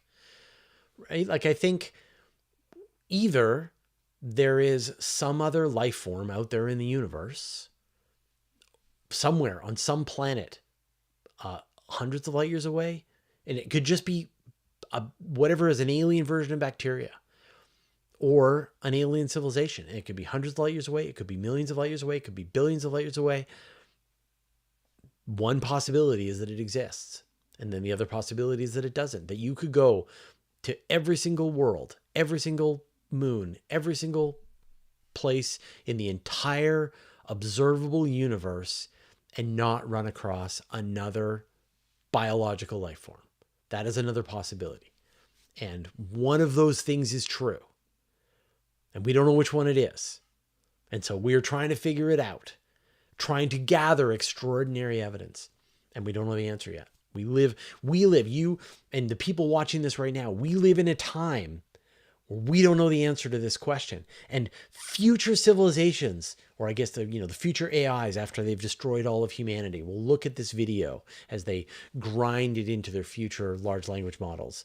And they will go, oh, we know the answer to that, right? It's yes. We found these aliens on this distant star system, and they sent us the instructions to upgrade our technology. But right now, it's weird. It's such a, like, there are all these times where humanity has not known something. And then the answer to that question came, right? Is it possible to fly, right? Can we have powered flight? Or can you move faster than the speed of sound? Like, we just watched The Right Stuff a couple of months back, and people didn't know if you could travel faster than the speed of sound. Some people thought it might have been impossible. And then there was the time before, and then there was the time after. And so we are in the time before we have the answer to the question about whether or not we're alone in the universe. And there will be this future generation that is in the time after. Or maybe there will never be, right? Because if we never find anybody, then you will never know the answer to the question.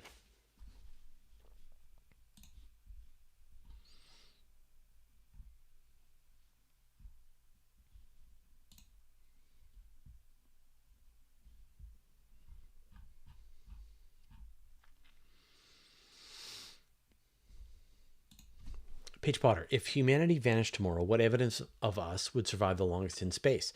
So probably any spacecraft that we have landed on a place like the moon. So all of the Apollo landing sites will last for billions of years.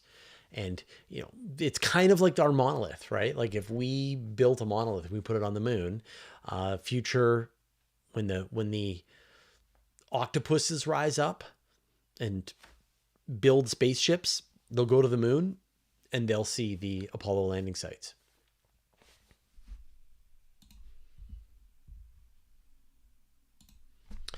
Michael Blacktree, Fraser, what are you obsessed with? Maybe I should have saved that for the end.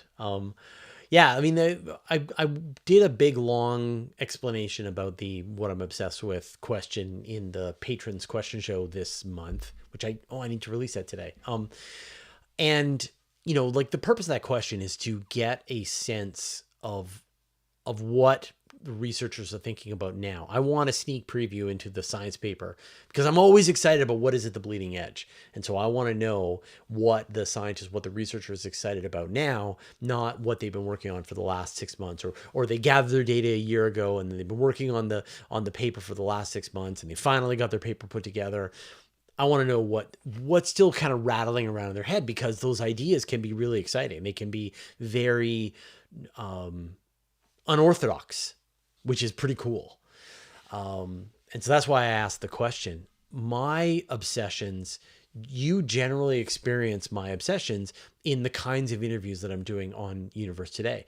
And I get this feeling I'm able to identify what I don't understand very well. So I will be reading a paper, I will be looking at something, and I will say, this is important, but I don't understand it, right? Those are the two little triggers that need to go off in my brain. This is important, and I don't get it fully, to the point that I feel like I could explain it to other people. And that's when I reach out and I say, hey, my name is Fraser Cain, I'm publisher of Universe Today.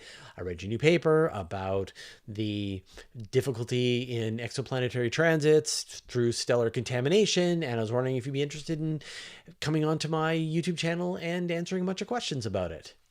That's the email, and that's how that works. And so it'll often be, I'll see the thing a bunch of times, and then I'll become obsessed with it. So I will see stellar contamination is a good example, or exoplanetary atmospheres. Like, there was a time when I just couldn't get that, or abiogenesis, like where did life first come from?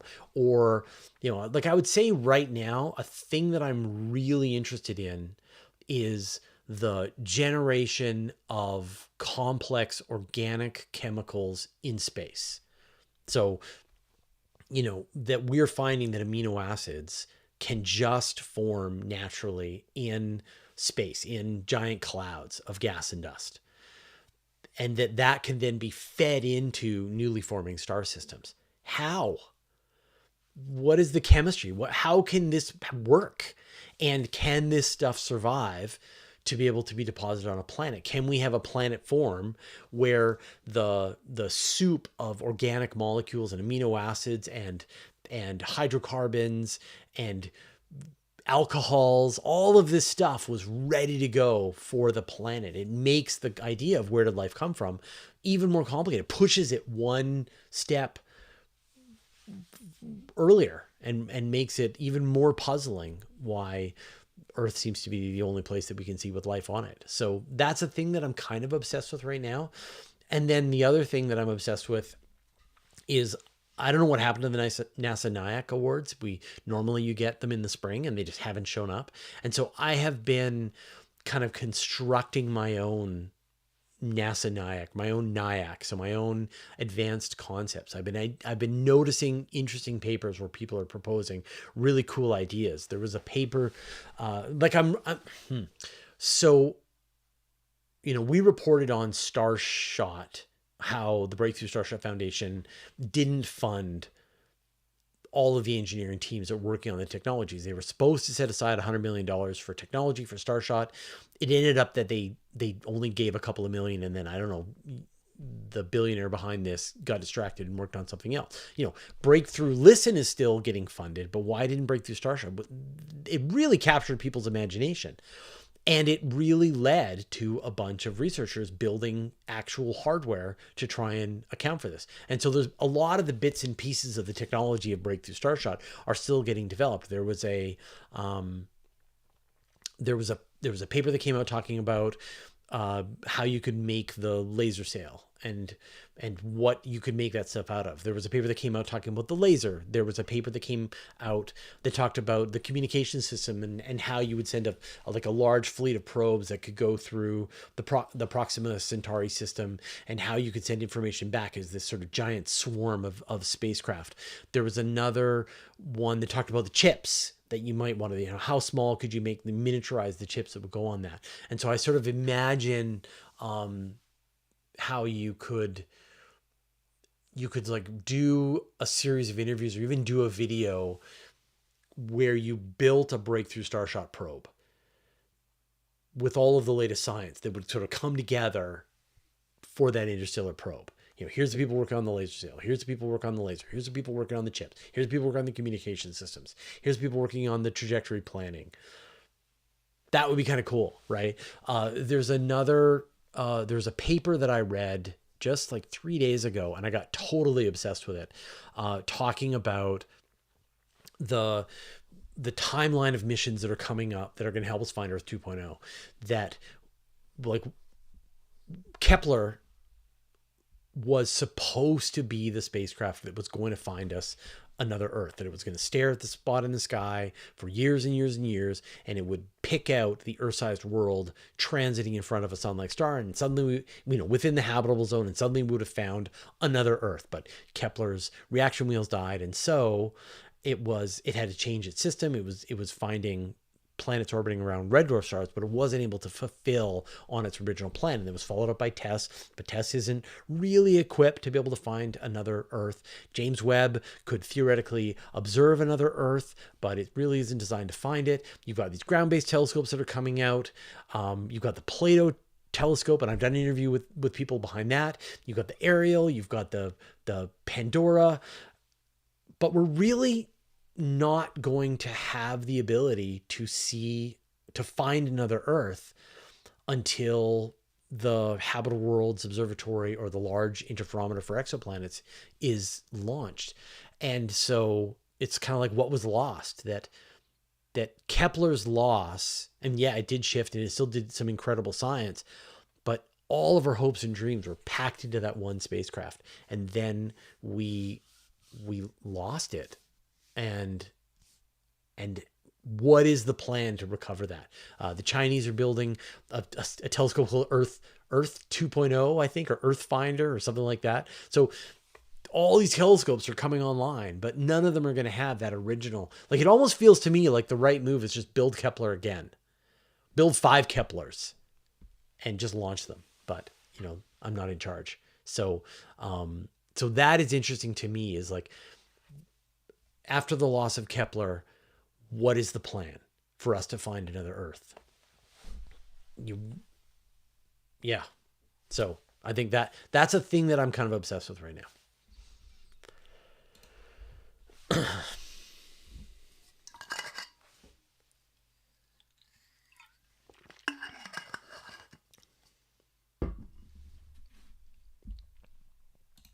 Paige Potter, what fictional spaceship design feels the most realistic?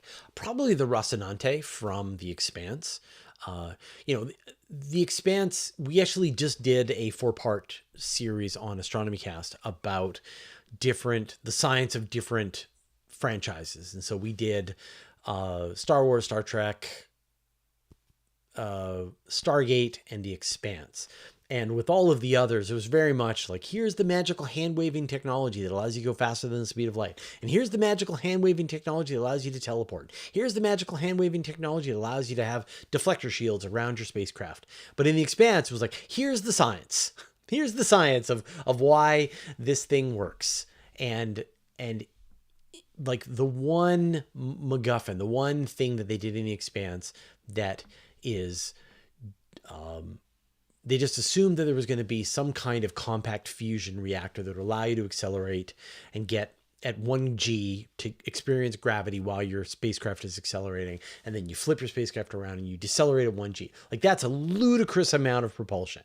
We don't have spacecraft that can do that. We can't even wrap our minds around spacecraft that are capable of producing that kind of thrust. But once you do that, like once you are willing to see that, then everything else seems very realistic. You know, the way the missiles fire, little mini fusion rockets on them, and they go after their targets. That all of the battles are done in this sort of Newtonian physics way. That you've got point defense weapons that are firing at missiles as they're getting close to you. Everything in the Expanse just feels really solid, that there are no shields, right?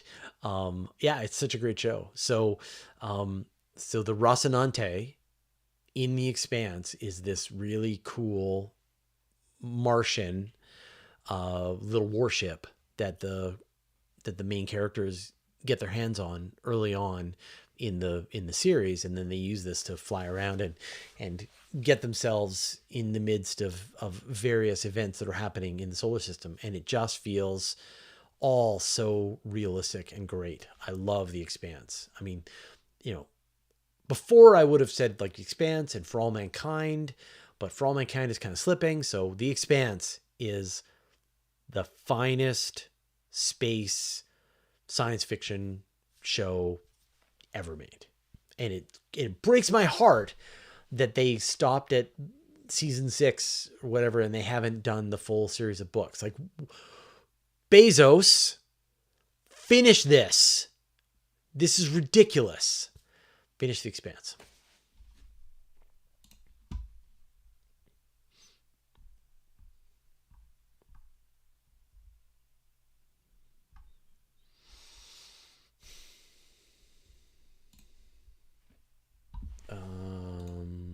Gaia is 4. What is it? 2027? 2026. Okay.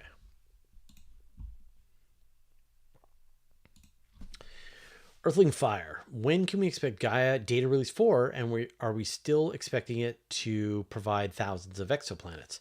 So Gaia has released 3 data releases so far, and data release 4 is due for June 2026. So we are just about a month and a half away from data release 4. It'll be a sort of the provisional early sneak peek version of it, and they'll continue adding information to it, and then they'll solidify data release 4, and they'll move on to data release 5. There are dozens of exoplanetary discoveries in the previous data releases, and so there will be more data release. There'll be more exoplanet information in data release 4.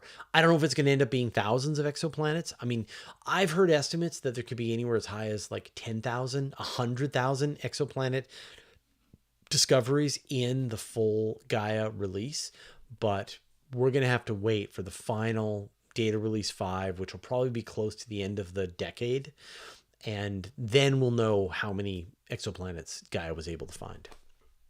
But it's great because it uses this astrometry method. You know, we talked about earlier in this episode, we talked about the different methods, the transit method and the radial velocity require the star to be aligned with the planet. But astrometry, you just need it's the opposite, that you want to be able to see the system at some angle or face on. And then you're watching the star make this little shape in the sky Gaia was watching all of these stars and watching them all make little spirals. And then from that, it will have been able to calculate the planets that are orbiting around them. But it was never sort of fully intended to do that. Like it was designed to detect the motions and the positions of all of these stars. It was able to detect exoplanets causing these little wobbles around their stars, but that wasn't its primary scientific objective. So the fact that it can do it is just because Gaia is amazing. But Data Release 4, I absolutely should. I'll queue up a guest. When Data Release 4 is out, I'll bring on somebody and we will talk about what's in Data Release 4 and what they found. Absolutely.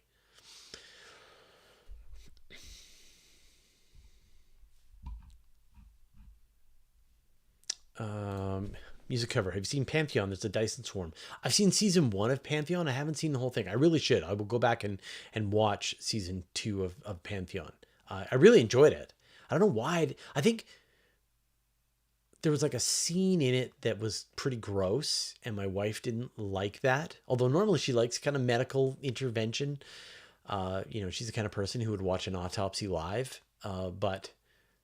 And so we just stopped watching Pantheon, but we really should go back and rewatch it. So I will find Pantheon, I will watch it, and I will look forward to the day. Because like Pantheon, it's about the rise of artificial intelligence and handles it all very realistically about how difficult dealing with an AI that had escaped and was in the cloud was as a antagonist to your heroes. Pantheon's a really good show.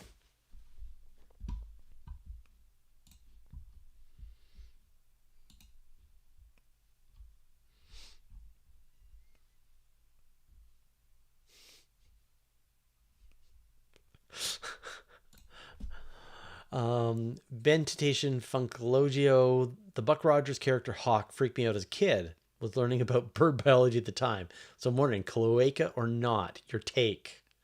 I don't know. Oh man. I haven't even thought about Buck Rogers, but I remember loving it as a kid. But I suspect it sucks. Like as I sort of imagine the stories in Buck Rogers and even think about Hawk, he was Birdman, right? From Rick and Morty. It probably stinks. Tell me, who has watched Buck Rogers at some point in recent memory and let me know if it stunk.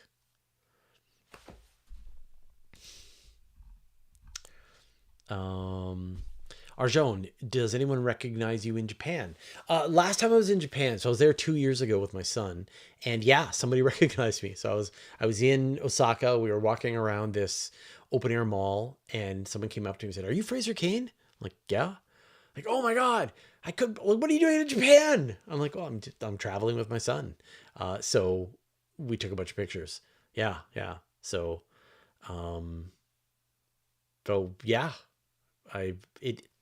generally when I travel, like if I'm in an airport, people will often recognize me. So it's kind of cool. It's kind of scary. It's kind of weird, because most of my life is not that. Like I once was in the grocery store and someone came up to me and said, "Oh, are you Fraser Cain?" I'm a big fan. And then it turns out he was working at the military and had information about Canadian astronauts and the Canadian Space Agency. It was like really useful to talk to him. But it's a very peculiar experience, I gotta say, to be walking around and someone to recognize you and know who you are, and then to walk over and introduce themselves and talk to you. It's always been delightful and really nice, but it is still a little unsettling that that's the experience. When I go to places like, when I go to like, say, science fiction conventions, or I'm a guest speaking at something, then I'm prepared for people to know who I am, and I'm sort of ready to encounter various fans. I was Dr. Pamela Gay, my co-host on Astronomy Cast, and I were standing in line at a Starbucks waiting to get our coffee. We were talking to each other, and someone just like turned around and looked at us and said, "Are you Fraser and Pamela? I recognize you from your voices," which was pretty cool. And that, you know, as at Dragon Con, I was totally anticipating people recognizing me. But yeah, it's happened a few times in airports. It's happened a few times. I was like walking around Vancouver with my kids at Science World. Actually, I was at Science World, and someone dropped me an email and said, "Hey, were you at Science World on Sunday? I was just leaving Science World with my kid, and I saw you guys going in. I thought that might have been you." Like, yeah, it's a very bizarre experience to have that, to realize, you know, I mean, how many people do we have watching this right now? We have 346 people watching this right now. Close to 500,000 people are subscribed to the channel. I'm sure tens of millions of people have watched my videos in the past. I have been responsible for the destruction of entire human lifetimes worth of watch time on the YouTube platform. And yeah, it's a very bizarre experience.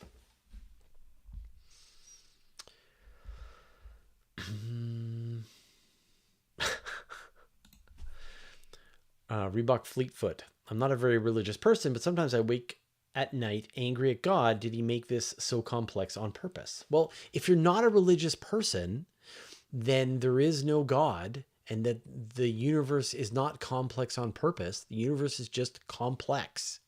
And the fact that when you think about how we all won the genetic lottery, like, you are the result of an almost like incomprehensible number of life forms that came before you, each of which was so successful that it was able to live long enough to find a mate and produce an offspring. And then that offspring found a mate and produced an offspring. And that mate found a mate and produced an offspring. You are the sort of the result of an incalculable number of winners, of fighters, of people who go out there and take on that world, and they pluck what they want. They make their own destiny. And so life is difficult. That, you know, people always say, "Oh, we live in this universe that was perfectly designed for life," but absolutely not. We live in this hostile universe that almost all of the volume of space is inhospitable to human life. All of the planets in the solar system are inhospitable to human life. That even planet Earth, if you go up above at a certain altitude, inhospitable. You go below the surface of the Earth, inhospitable. You go into the oceans, inhospitable. You go to various places, inhospitable without good gear. That the actual places where you could just be dropped randomly and survive, even on planet Earth, is pretty small. And so we live in this universe that's trying to kill us. We are that 99% of the species that have ever existed on planet Earth have gone extinct. And here you are, one of the winners. You won the, you are the result of all of this success. And it just shows that even though this universe is complex and scary and kind of hostile, we can dig out kind of an incredible life for ourselves in this world. And the universe doesn't owe us anything. Right? It's not supposed to be simple. It's not supposed to be complicated. It just is. We are in the universe that we are in. We have the life that we find ourselves with. And it's sort of amazing. And then the question is, what are we going to do with it, right? What are the connections, the relationships that we're going to make with the people who are meaningful to us? What are the things that we're going to learn? How are we going to give back? How are we going to make the lives of other people better? How are we going to enjoy what life has to offer to us? There is so much wonder in the small and the big, in the people that we meet, the things we can learn. It's incredible. So you are a winner. You're like and now you've got to pass this on. Get out there and win. You are destined for it.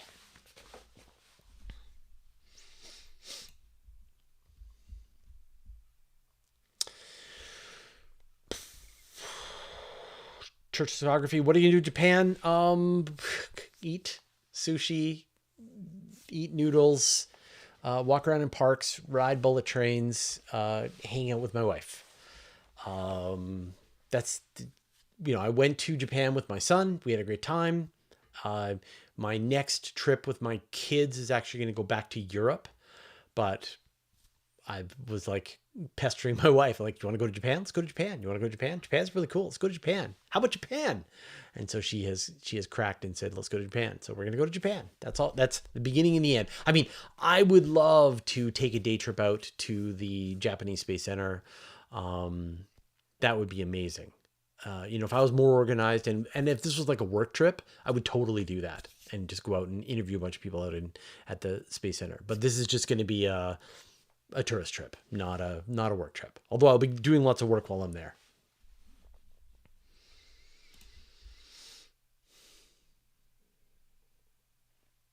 There you go. Alien Space. Really enjoyed Tokyo Disney World. Yeah, I don't think I'll take my wife to Disney World. Not her bag. Jason Darkholm, what do you think of Dr. Tyson's comment, the universe is not obligated to make sense? Yeah, I think that's exactly it, right? I think that if you are religious, then your whatever worldview your religion gives you tries to help you make sense of what appears to be a hostile universe, right? Like, no, it's not hostile. Actually, God loves you and there's a plan for your life and there's a purpose. All you got to do is just do the right things and then you'll be right by God and things are going to work out for you. All right. That's the religious perspective. Whatever. Zeus is going to do right by Zeus. Zeus loves you. You'll live on in the afterlife and you'll go to Valhalla. I know I'm mixing my, my mythologies. But the universe is.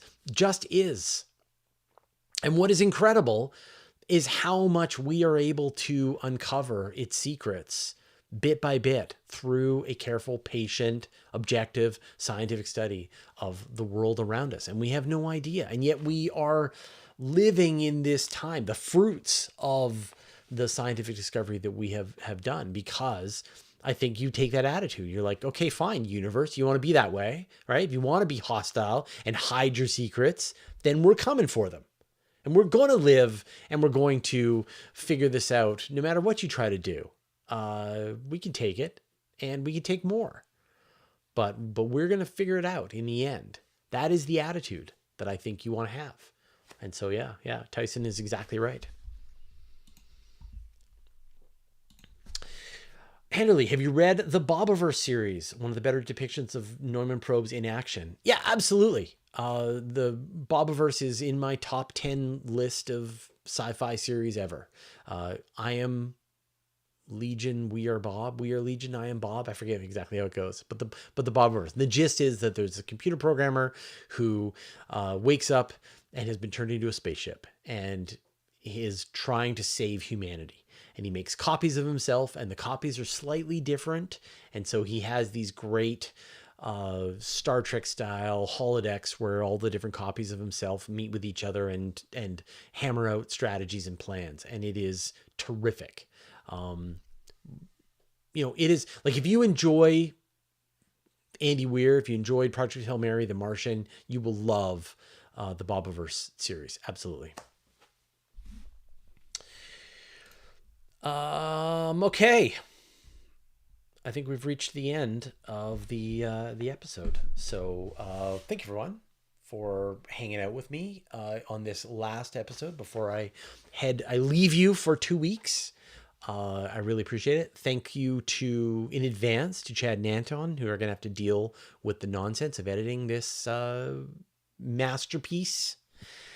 And I will be making a bunch of stuff. I'll be like recording introductions, and I'll be doing space bites while I'm on the road. So stay tuned for that. Hopefully you'll see me in various poorly lit Japanese conference rooms. All right. Thanks everyone. And we will see you all soon.